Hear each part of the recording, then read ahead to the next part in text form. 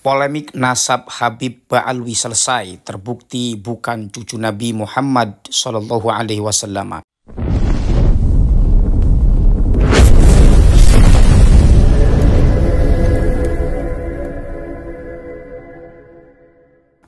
Tulisan dari Kiai Haji Imaduddin Utsman Al-Bantani. Ini adalah tulisan beberapa bulan yang lalu dari Kiai Haji Imaduddin Utsman Al-Bantani. Kita akan murojaah tentang bagaimana Kiai Imad memberikan sebuah pendapat ya dalam tulisannya ini. Yang pertama di sini 12 pertanyaan pokok terputusnya nasab Ba'alwi, satu pun tidak ada yang mampu menjawab. Yaitu permintaan adanya ulama ahli nasab yang mensyaratkan adanya kitab sezaman sebagai sumber kesahihan nasab telah penulis berikan, yaitu kitab Rasail fi Ilmil Ansab, menyebutkan itu di halaman 183 sampai 184. Bukti-bukti kitab sezaman baik kitab nasab maupun kitab sejarah yang tidak menyebut nama-nama Ba'alwi dari abad 5 sampai 9 telah penulis berikan. Semuanya tidak menyebut nama-nama nasab para habaib Ba'alwi sebagai keturunan Nabi Muhammad SAW. Lalu apalagi? Mereka kembali lagi mempermasalahkan nasab cukup diisbat dengan teori syuhra wal istifadhah. Penulis telah sampaikan pendapat para ulama bahwa syuhra wal istifadhah tidak dapat digunakan jika bertentangan dengan sumber-sumber sezaman.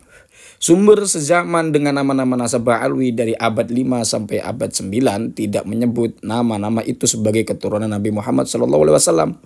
Bahkan nama-nama itu sebagian hanya nama fiktif belaka. Lalu apalagi?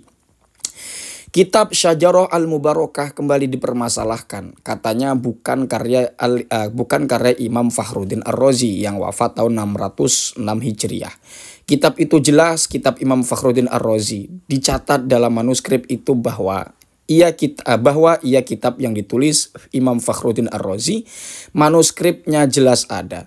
Tempatnya jelas disebut, nama penulis naskahnya jelas disebut, tanggal penulisan naskahnya jelas disebut. Lalu apalagi? Mau mencari kitab sezaman dengan Ubaidillah di abad 4, tidak akan menemukan. Mau mencari kitab sezaman dengan Alwi dan Muhammad bin Alwi di abad ke-5, tidak akan menjumpai. Mau mencari kitab sezaman dengan Alwi II, Ali Khalil Qasam, Muhammad Sahib Mirbat dan Ali Ayah Fakih Muqaddam di abad 6, tidak akan terdeteksi. Mau mencari kitab sezaman dengan Fakih Muqaddam, Alwi Ibnul Fakih di abad 7, tidak akan terkonfirmasi. Mau mencari kitab sezaman dengan Maulad Dawilah dan Abdurrahman Segaf di abad ke-8, tidak akan nampak.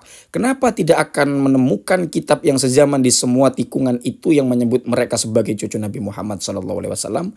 Jawabannya hanya satu. Karena mereka memang benar-benar bukan cucu Nabi Muhammad SAW. Dengan bahasa apalagi penulis harus menyampaikan? Ini seperti resah Kiai Imad ya.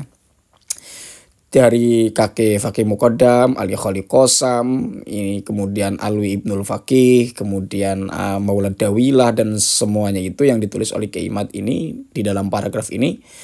Tidak satupun satu tikungan di situ menyebutkan leluhur-leluhur mereka sebagai keturunan Nabi Muhammad SAW. Jika umpamanya keturunan Nabi Muhammad SAW yang lain tidak ditulis dalam kitab sezaman dengan mereka antara abad 5 sampai 9, bolehkah kita menyatakan bahwa nasab Ba'alwi juga ketika tidak disebut bukan berarti tidak ada, tetapi kenyataan menyatakan dari abad ke-5 sampai 9 itu cucu Nabi Muhammad SAW yang lain ditulis dan disebutkan. Anak Ahmad bin Isa ditulis dan disebutkan setiap generasi. Tetapi di antara cucu Nabi Muhammad yang ditulis itu tidak disebut ada yang bernama Ubaidillah dan keturunannya.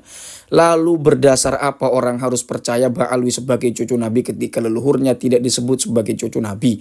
Apakah kita harus berpura-pura mengakui dan berpura-pura menemukan? Atau apakah demi membela nasab Ba'alwi, seseorang harus berdusta dengan membuat manuskrip sezaman palsu? Penulis kira surga dengan segala keindahannya sangat mahal untuk ditukar dengan kedustaan untuk menyenangkan hati Ba'alwi. Lalu ada yang mengatakan Ibnu Hajar di abad 10 Hijriah dan yang lain mencatat nasab Ba'alwi sampai kepada Nabi Muhammad SAW. Penulis jawab, betul para ulama besar di abad 10 Hijriah itu mencatat. Tetapi mereka mencatat di abad 10 itu karena sudah ada pengakuan dan penulisan kitab dari Ba'alwi di abad 9 Hijriah yang mengaku sendiri bahwa mereka adalah cucu Nabi. Lalu ulama-ulama ini mengutip. Orang mengutip bisa salah. Ulama tidak ada yang maksum. Mereka bisa salah menerima informasi yang mereka dengar lalu mereka catat dengan husnudzon tanpa meneliti. Itu biasa terjadi. Dan itu tidak berdosa. Penulis sendiri dulu telah mengisbat nasab Ba'alwi dalam kitab penulis Al-Fiqrah An-Nahdliyah.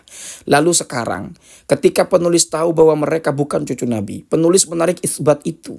Jika Ibnu Hajar masih hidup dan mengetahui dalil-dalil keterputusan nasab Ba'alwi, tidak mustahil Ibnu Hajar akan menarik kembali pendapatnya itu. Begitu pula ulama yang lainnya. Ulama yang sudah wafat telah menjalankan tugasnya yang mulia sesuai dengan hasil ijtihadnya. Mereka mendapatkan pahala dengan ijtihadnya itu. Mereka akan masuk ke dalam surga Allah. Zaman ini adalah zaman kita yang masih hidup. Mari kita laksanakan tugas kita sebaik-baiknya sebagai ulama dengan mengetengahkan sumber-sumber yang lebih mudah kita dapatkan daripada zaman Ibnu Hajar dan yang lainnya itu. Bagi Ba'alwi, jangan malu mengakui bahwa hasil ijtihad leluhurnya yang mengatakan mereka adalah keturunan Nabi Muhammad SAW adalah salah. Itu bukan hal yang hina. Bahkan leluhurnya bisa jadi akan berterima kasih kepada Anda semua. Karena dengan itu kesalahan selama ini tidak akan terus berlanjut sampai hari kiamat. Hasil uji tes DNA menurut para ahli biologi dan dari Badan Riset dan Inovasi Nasional atau BRIN mengonfirmasi bahwa Ba'alwi yang berhaplogrup bukan J1 itu bukanlah keturunan Nabi Muhammad SAW karena telah diteliti secara matang dan disimpulkan bahwa keturunan Nabi Muhammad SAW semuanya berhaplogrup J1. Jadi memang ini ditinjau dari bagaimana sudut pandang genealogi ilmu DNA bahwa keturunan Nabi Muhammad itu mesti J1 walaupun tidak semua J1 itu keturunan Nabi Muhammad SAW. Dan Ba'alwi itu kalau tidak salah haplogrupnya bukan J1 ya. Ini yang paragraf terakhir ya. Iya benar. Penulis menyayangkan adanya beberapa upaya penghalangan dan pembatalan ceramah penulis atau yang lainnya. Dari ulama yang telah yakin bahwa Anda bukanlah cucu Nabi Muhammad SAW.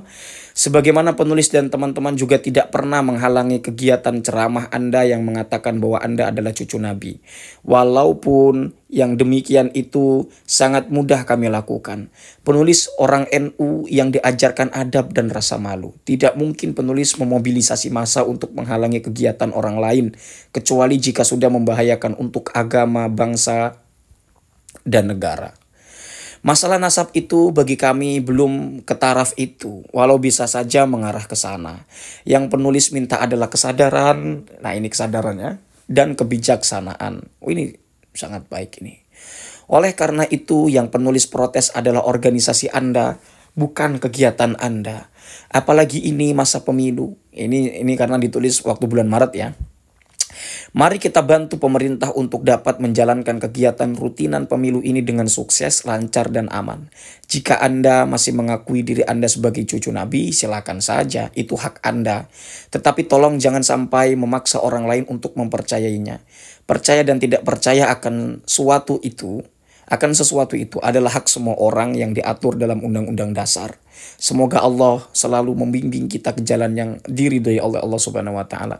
Yang diridhoi oleh Allah Subhanahu wa taala ya. Jadi ini pernyataan kiamat yang sangat bijaksana.